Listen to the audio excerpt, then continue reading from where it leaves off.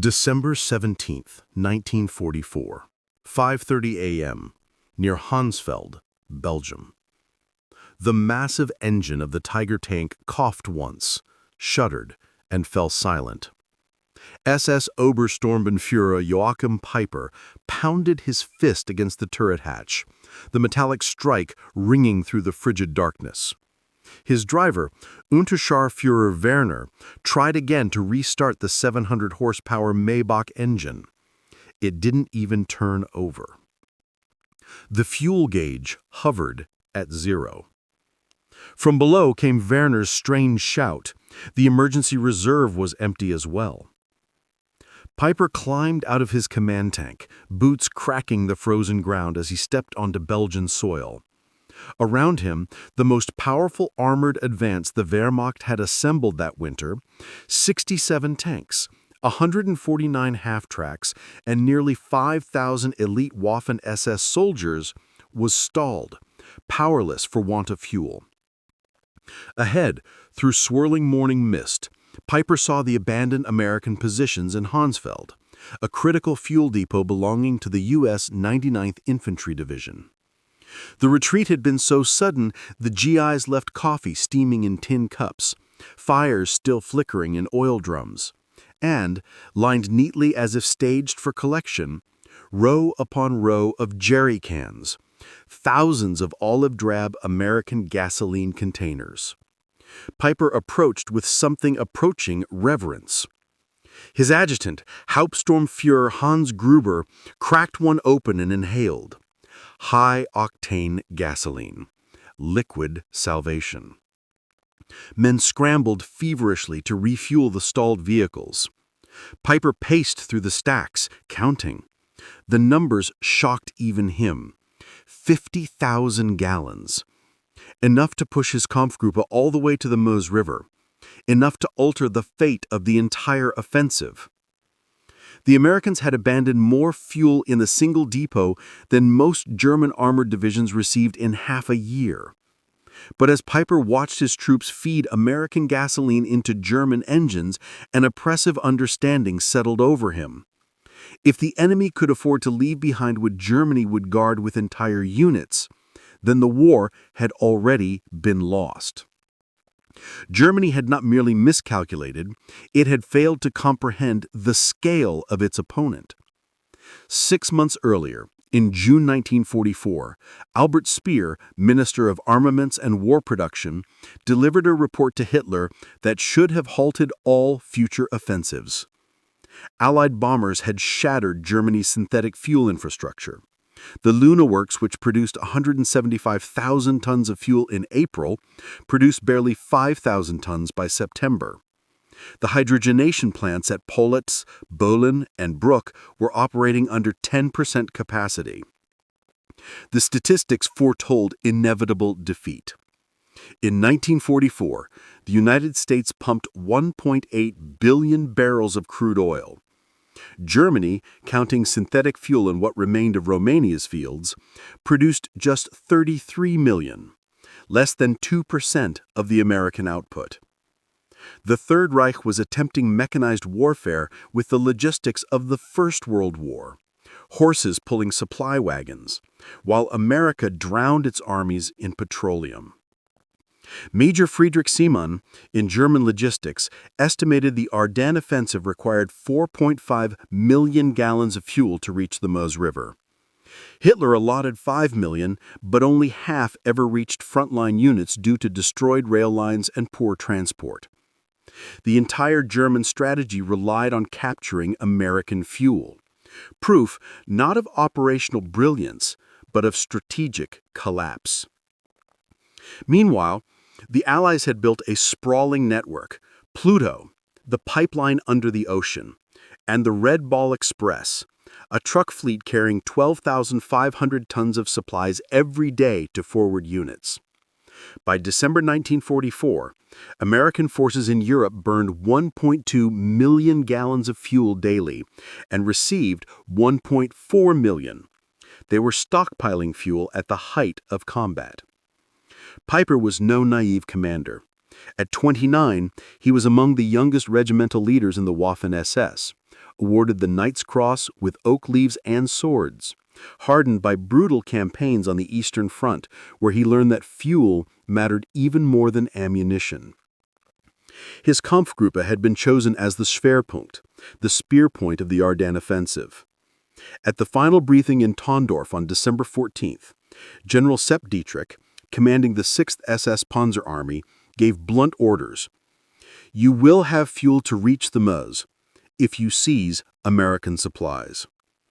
The fuel allocated to Kampfgruppe Peiper was 31,000 gallons, enough for roughly 50 miles under combat conditions. The distance to the Meuse was 65 miles. Mathematically, the operation was doomed from the moment it began.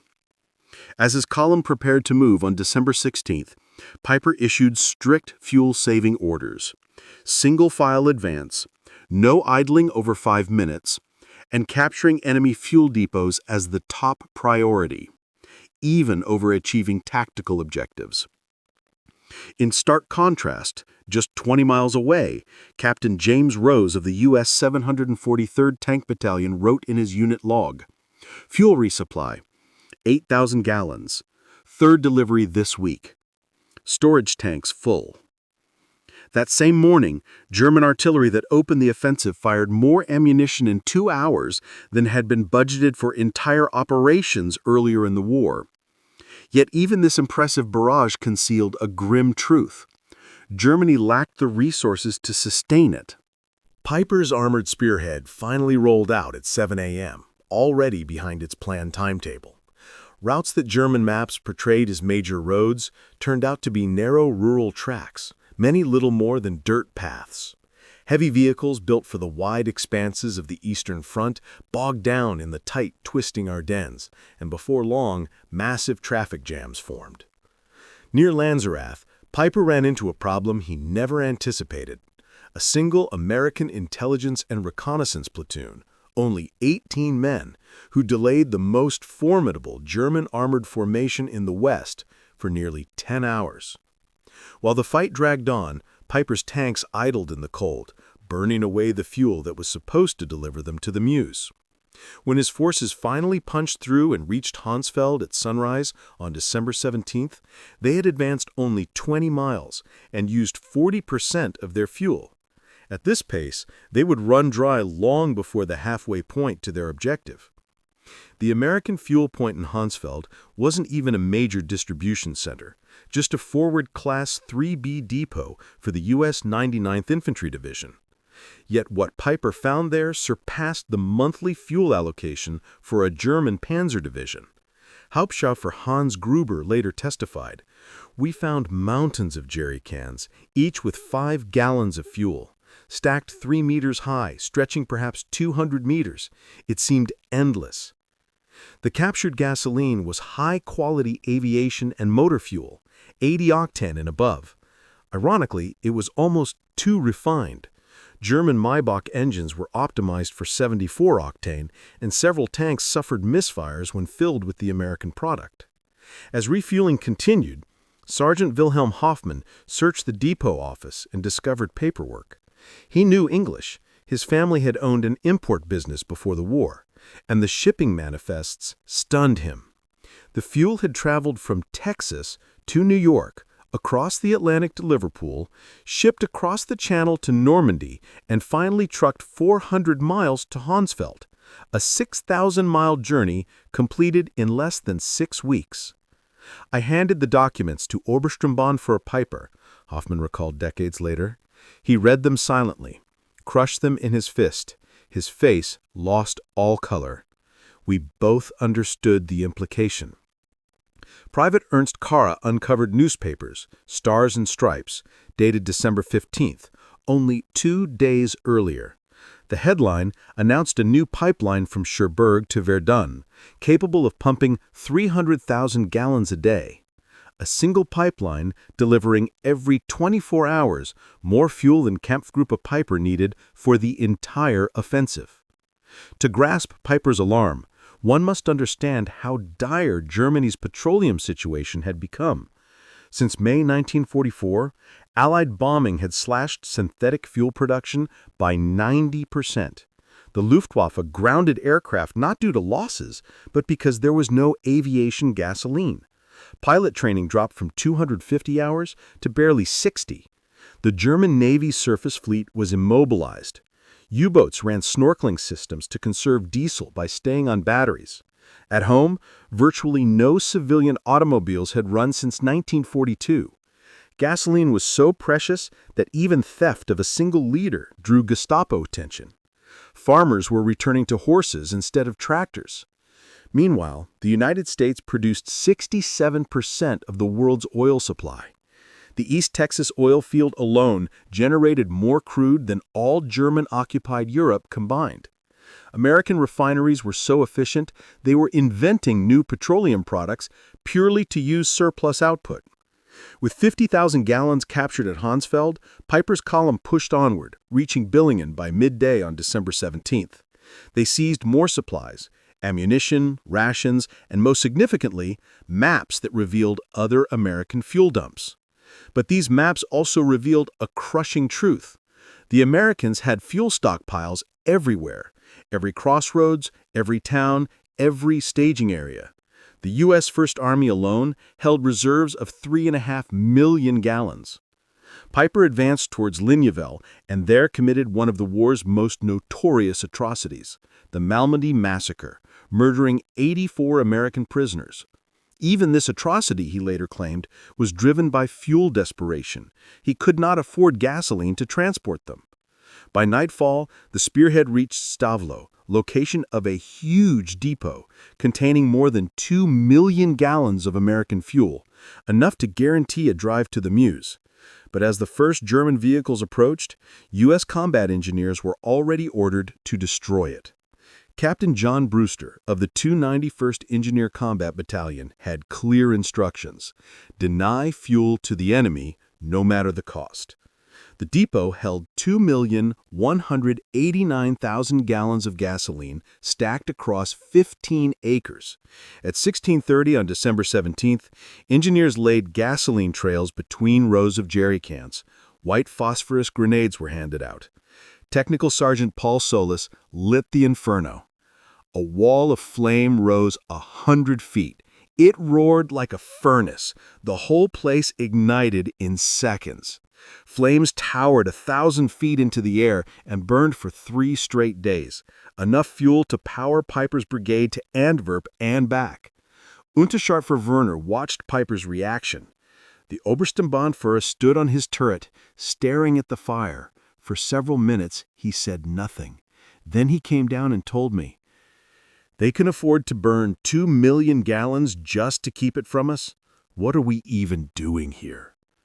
Across the Ardennes, American engineers torched every depot within reach. Stoumont, 1.1 million gallons destroyed. Spa, 2.5 million gallons destroyed.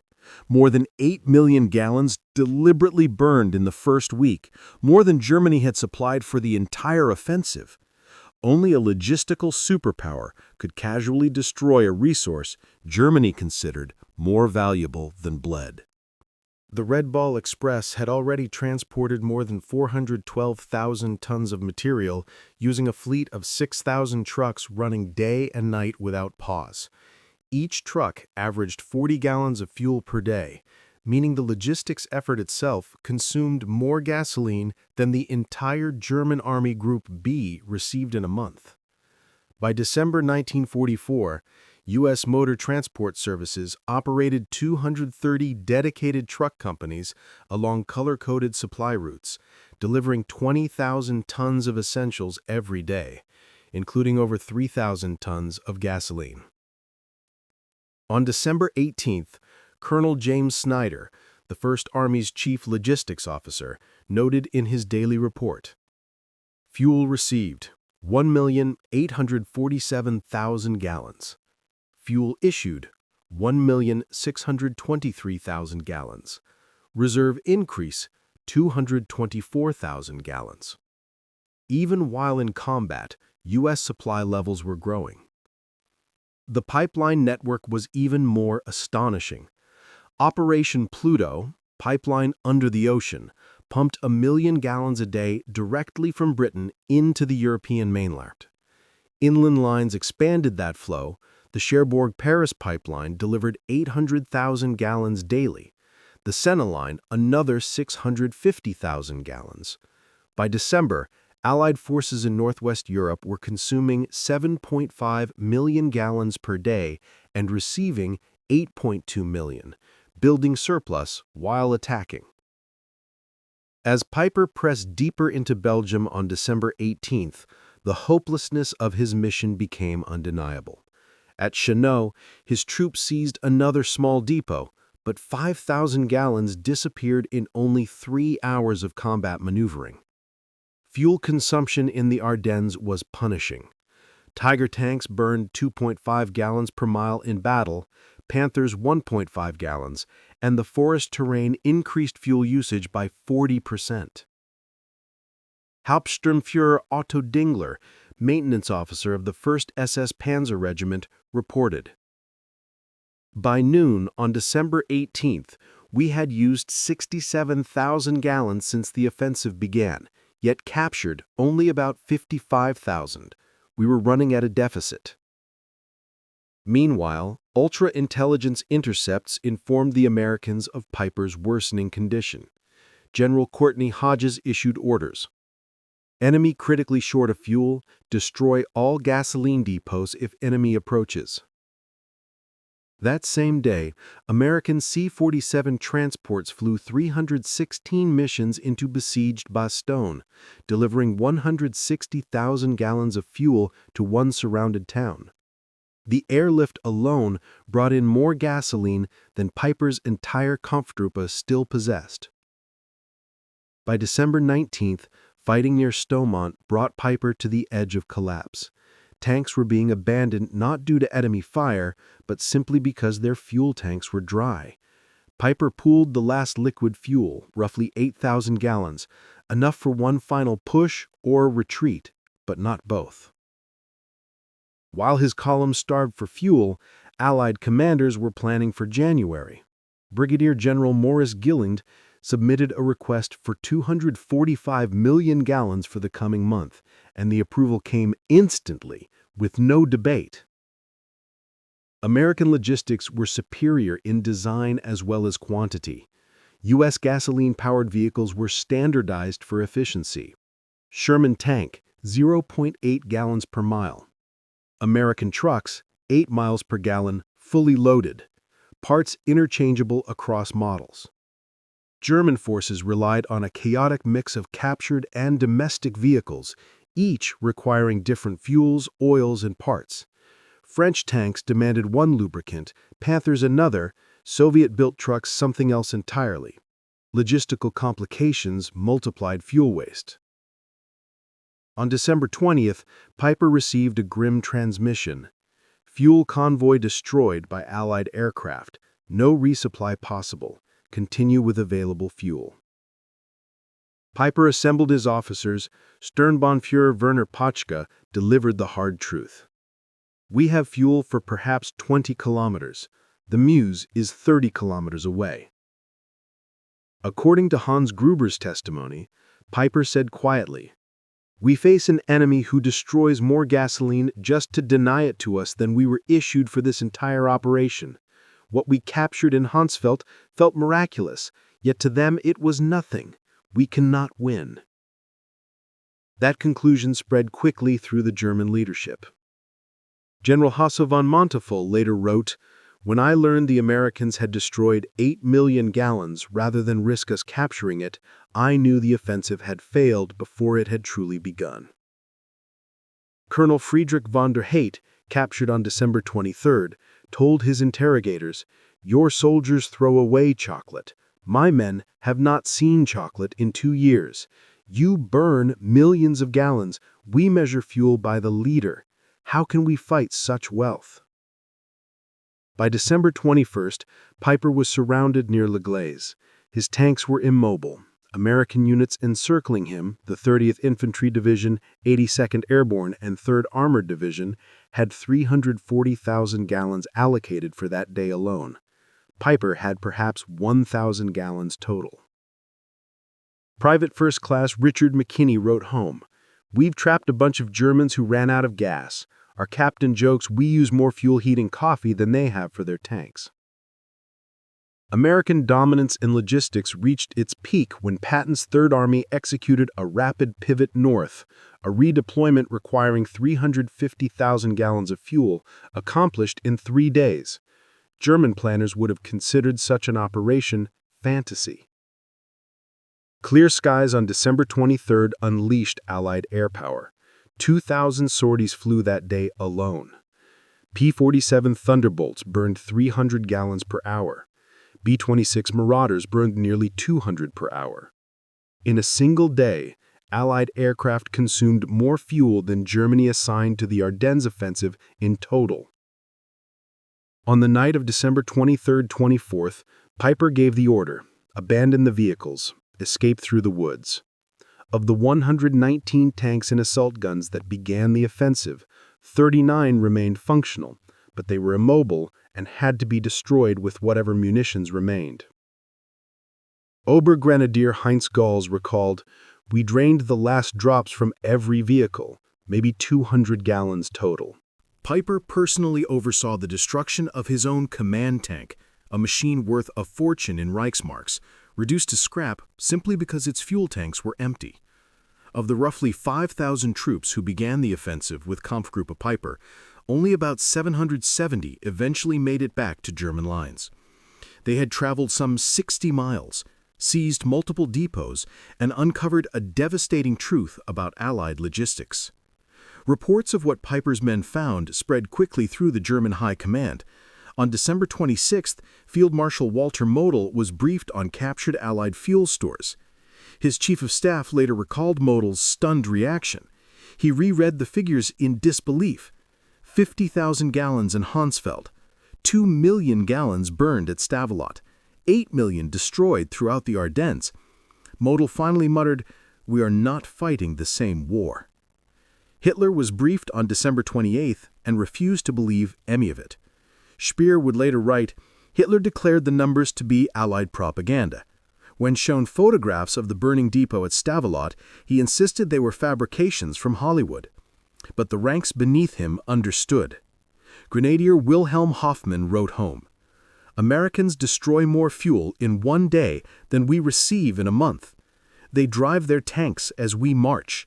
The war is lost." The fuel catastrophe was only one symptom of a much broader imbalance. By 1944, the United States generated half of the world's industrial output. A new aircraft rolled out every 5 minutes, a new ship every single day, a new tank every 7 minutes. Petroleum figures were even more lopsided. United States, 1.8 billion barrels. Soviet Union, 110 million barrels. Germany, synthetic and Romanian, 33 million barrels. Japan, 2.6 million barrels.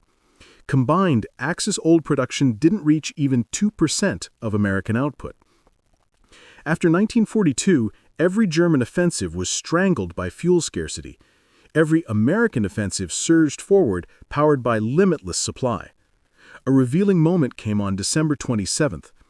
Lieutenant Colonel Chester Hansen recorded a logistics briefing where officers expressed concern that bad weather had reduced deliveries to only 500,000 gallons per day, until someone pointed out this number still exceeded Germany's entire fuel allocation for the Ardennes offensive. German prisoners captured in Belgium were often more shocked by U.S. wastefulness than by U.S. firepower. Seeing GIs toss aside half-eaten rations, burn gasoline to keep warm, or fire artillery rounds as Christmas celebration shattered morale more than Allied tanks ever could. One POW, Obergefreiter Reichel, told interrogators, "We knew your production numbers in theory, but watching soldiers discard more than we possessed made the figures real. Every German who saw your excess knew the war was already finished." Letters home reflected the same despair despite censorship. Feldwebel Ernst Müller wrote, "Americans wash clothes in gasoline. They give chocolate to their dogs. They fire salutes from artillery. How do we fight infinity?" This psychological blow undermined Nazi propaganda about racial superiority. How could the so-called master race struggle for every leader, while decadent Americans possessed endless abundance? During the Nuremberg trials, German commanders repeatedly cited logistics, especially fuel, as the decisive factor. Field Marshal Keitel testified, "From 1940 to 1941, we had operational superiority. By 1944, we could not move divisions for lack of fuel, while Americans shifted armies like chess pieces." Peiper, when questioned about the Malmedy massacre, made a telling statement. "After December 17th, every decision was dictated by shortages. We could not maneuver, chase, or even withdraw. Americans were free to move. We counted each leader." General Heinz Guderian summarized the same truth. "When Peiper captured 50,000 gallons, everything to him, but nothing to the Americans, the war was already lost." Historians view this moment as the symbolic end of classical warfare. Strategy, courage, and individual skill mattered, but were crushed beneath the sheer physics of production. Dr. Richard Overy estimated that by 1944, the Allied to Axis production ratio exceeded 5-to-1 in every key military category, and nearly 50-to-1 in petroleum. Such a gap cannot be overcome by tactics. Numbers tell the story plainly.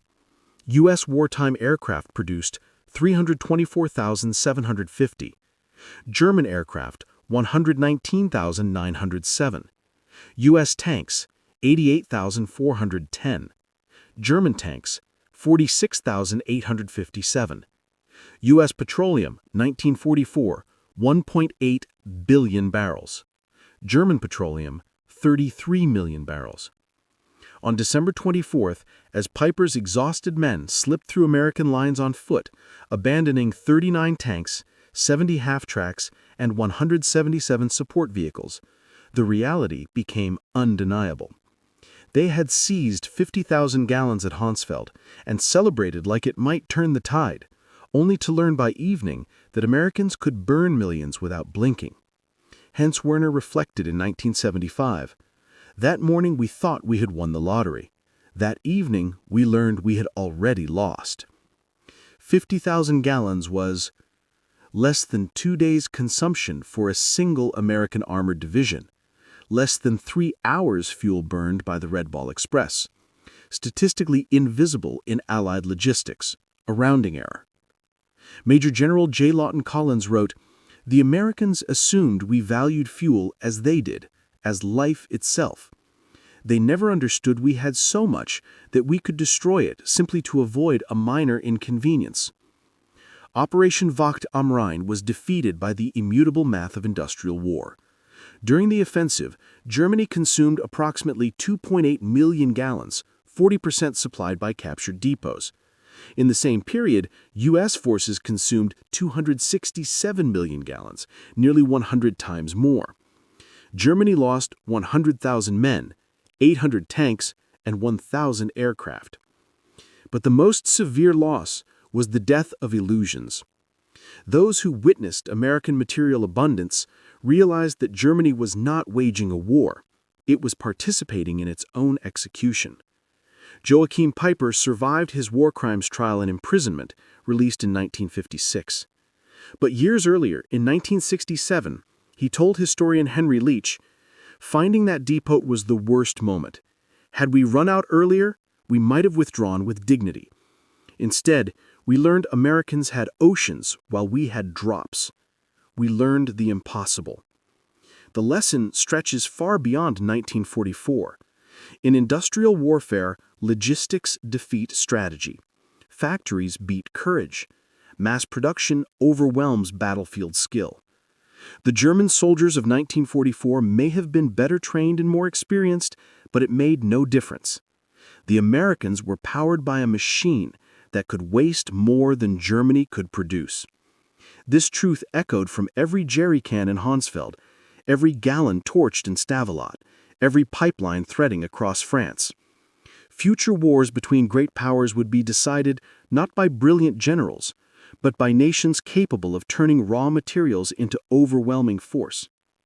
Colonel Trevor Dupuy later calculated that in December 1944, Every American soldier was supported by 67 pounds of supplies per day, while each German fought on barely 3. Americans complained about excess. Germans drowned in deprivation. To German soldiers, what Americans casually discarded or destroyed represented unimaginable riches. 4 decades later, in 1984, veterans from both sides gathered in La Glaise. In the museum courtyard still sits the Tiger tank that Peiper abandoned, exactly where it ran out of fuel on December 23, 1944. Former Unterscharführer Karl Wortmann stood beside the massive machine next to ex-Staff Sergeant Roy Anderson of the U.S. 30th Infantry Division. "We always wondered why you stopped," Anderson remarked. "We assumed it was a tactical choice." Wortmann gave a bitter laugh. "We stopped because we had no gas. You burned millions of gallons so we couldn't reach you. How could we fight a war like that?" Anderson fell quiet before replying, "We never realized you were that short. We had so much we didn't even think about it." Their exchange distilled the entire truth of December 1944. One army calculated every gallon. The other thought in millions. One fought desperately for every jerry can. The other destroyed oceans of fuel without hesitation. The outcome was never in doubt. German documentation confirms the hopeless arithmetic. In the War Diary of Army Group B, December 16th, offensive begins, fuel at 70% of minimum needed. December 17th, Peiper captures 50,000 gallons. December 18th, multiple depots destroyed, over 5 million gallons lost. December 19th, fuel crisis immobilizes armored units. December 24th, vehicles abandoned due to fuel exhaustion. Meanwhile, first U.S. Army entries read like those of another universe. December 16th, reserves 3.7 million gallons. December 22nd, 2.2 million gallons destroyed to prevent capture. December 18th, 1.8 million gallons delivered. December 24th, 4.1 million gallons. Americans treated fuel measured in millions as routine. Germans rationed supply down to the can. American fuel was not merely plentiful, it was technologically superior. U.S. refineries mastered catalytic cracking, delivering consistent high-octane gasoline. U.S. aircraft often ran on 100-octane fuel. German fighters used 87-octane synthetic gasoline. American additives improved engine lifespan and performance. Captured American fuel sometimes damaged German engines because it was too refined for them. Fuel scarcity shaped every soldier's day. Grenadier Hans Müller wrote on December 20th, "Marched 30 kilometers because no fuel for trucks. Past abandoned U.S. vehicles, engines left running for warmth. They heat engines while we freeze on foot." Hospitals were crippled. Ambulances unable to run meant wounded soldiers died a few miles from full medical support. Dr. Wilhelm Kirsting later testified, "We had American medical supplies and experienced surgeons, but without fuel to move the wounded, expertise was useless." The myth of German moral and racial superiority unraveled when troops witnessed firsthand an enemy whose discardable surplus exceeded German national reserves. Goebbels lamented in his diary, December 28th, "Reports of soldiers speaking openly of American material superiority. Censorship cannot contain such talk." After the Ardennes broke apart, Germany had no remaining options except static defense and delay. At Nuremberg, General Alfred Jodl stated, "After the Ardennes, we knew the war was lost. We had played our last card and discovered the enemy held the entire deck." Allied strategy pivoted fully to annihilating German fuel production. By February 1945, synthetic output had collapsed. The Luftwaffe was grounded, training halted, and armored units became immobile targets destroyed piecemeal. Spring 1945 brought surreal scenes across Germany. Entire armored divisions sitting helplessly, forced to destroy their tanks and surrender because they couldn't reach the next town. Major General Fritz Bülow described, "We had 42 operational tanks, skilled crews and ammunition, but only 300 liters of fuel. We blew up our own tanks and walked into captivity." Meanwhile, the American advance was only slowed by traffic jams, the problem of too many vehicles. Patton's Third Army alone fielded more than 15,000 motorized vehicles. Peiper's fuel crisis exposed the fundamental law of World War II. Industrial capacity determined victory. When he stepped into that ocean of American jerry cans at Honsfeld, he stepped into the truth. The numbers tell the whole story. German allocation for the Ardennes, 5 million gallons. Fuel deliberately destroyed by Americans, 8 million gallons. Daily U.S. consumption, 7.5 million gallons. Peiper's big prize at Honsfeld, 50,000 gallons. Only 0.6% of one day's U.S. supply. The Battle of the Bulge killed 19,000 Americans and perhaps 100,000 Germans, wrecked the Wehrmacht's last reserves, and revealed a humiliation worse than defeat. America's logistical power made German effort irrelevant. Peiper's experience wasn't merely about gasoline, it was about the death of a military worldview. The war belonged to whoever could build more steel, refine more oil, smelt more aluminum. Germany never stood a chance. The final irony, after the battle, U.S. engineers evaluated the abandoned tanks in La Glaise. Major Robert Harrison's salvage report concluded, operational status, tanks in excellent condition. Required fuel, 8,000 gallons. Source, local reserve. Estimated time, 4 hours. What was impossible for Germany, fueling their last elite armor, was trivial paperwork for Americans. This was the revelation Peiper had in Honsfeld. America's abundance existed on a scale so vast that Germany's struggle became irrelevant. The war was effectively decided once U.S. industry mobilized. That Tiger tank still sits in the La Glaise Museum, fuel gauge frozen at 0, an artifact of the moment tactical brilliance collided with logistical supremacy and was destroyed. Visitors ask, why would anyone abandon such a fearsome weapon? The answer, no fuel.